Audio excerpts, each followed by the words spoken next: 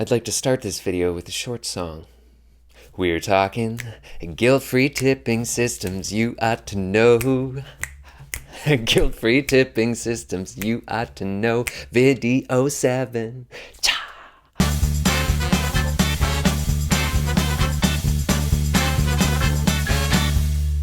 Kelsey Toner here from beabetterguy.com/Broadway.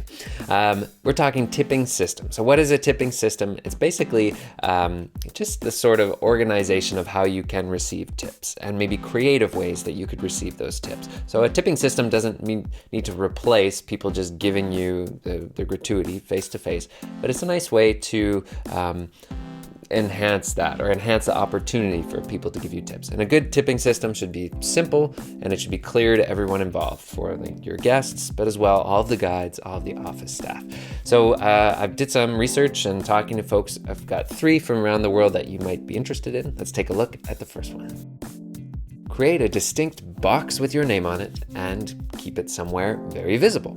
So this is a great system because it can take away that awkwardness of giving you the tip in person. So if you have a box that's just for you and your gratuities, and I would highly recommend making sure that people see it, that they've got visible, and maybe spruce it up. It's not just your ordinary box, but it's got your name in big letters.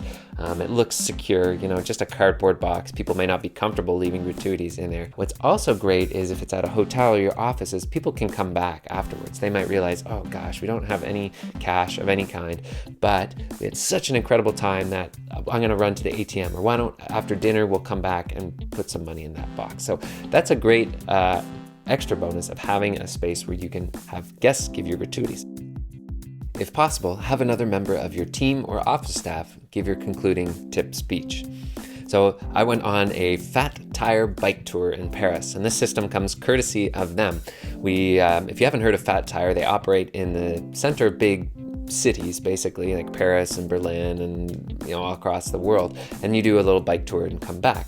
So we're with our guide Steve, we'll say. So Steve took us around and did the tour, did an awesome job. He came back, said his goodbye, and as we were returning the bikes, another member of the team came out. It was a very quick transition. So Steve says goodbye, I'm going to pass you over to Michael, and he's got a few things to wrap up. So Michael came out and clarified, okay everyone, did you have a great time? A little bit of interaction, explained what needed to happen. Okay, bikes go against the wall.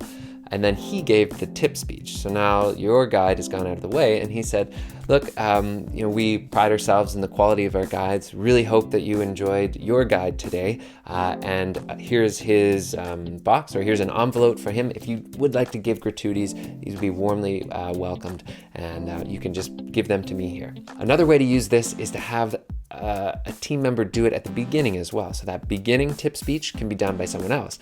And I saw this on one tour. It was really great because then you get a fantastic introduction. A lot of times we as the guides do our introductions ourselves, but if you can have a member of the office or your team come out, mention the gratuity, give a tip speech, at the end, feel free to give gratuities, and then give you a knockout introduction, right? The same as we've got one of our best guides in town. You guys are so lucky, yada, yada, yada.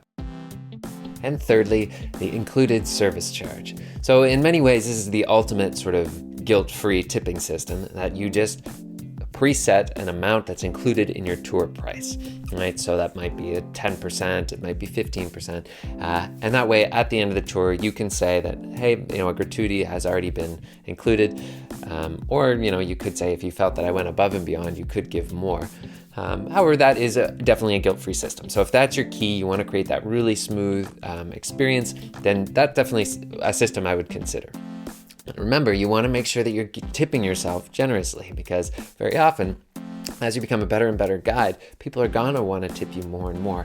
So as you get more experience, as you start to feel like you're really delivering an amazing tour, I would not hesitate at all to increase that price, increase the gratuity that you're providing yourself.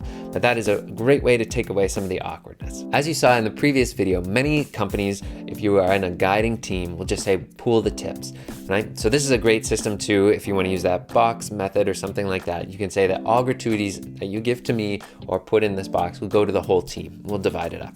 And if that's the case, make sure you communicate that to everyone. And that's making it, there's less guilt with that too, because then they don't have to go and, tip all the different members of your team, or maybe your driver's there, or maybe your driver's even the last person that they see, and they're thinking, oh, should I tip them too? So a great tipping system needs to be clear for everybody, right?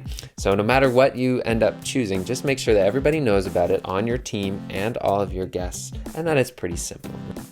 I want to give one more bonus tip. Let's say you're doing a day tour, and oftentimes you're not getting tipped because people don't have cash. So you want to find ways where you can let people know when there's an ATM, right? That's usually how people are getting cash when they're traveling. And you don't want to say this like, okay, for those who are going to give me a gratuity at the end of the tour, here's an ATM. But there's ways that you can make it, very simple to do. Is where you're just letting them know, because people need cash for all kinds of reasons when they're traveling. If they want to get souvenirs, if they want to get something extra at lunch, at your bathroom break, or you're taking a little bit of a 10-minute break in the tour. Say, okay, bathrooms are here. There's a great little coffee shop. That's where I'm going to be. And there's an ATM over here for those that need it. And we're going to meet back together in 10 minutes. You could say that. Or at lunchtime, just say, okay guys, lunch is in here, everything's going to be covered, but if you want to take a bit of a stroll, there's an ATM across the street, and restrooms, bathrooms are down in the back.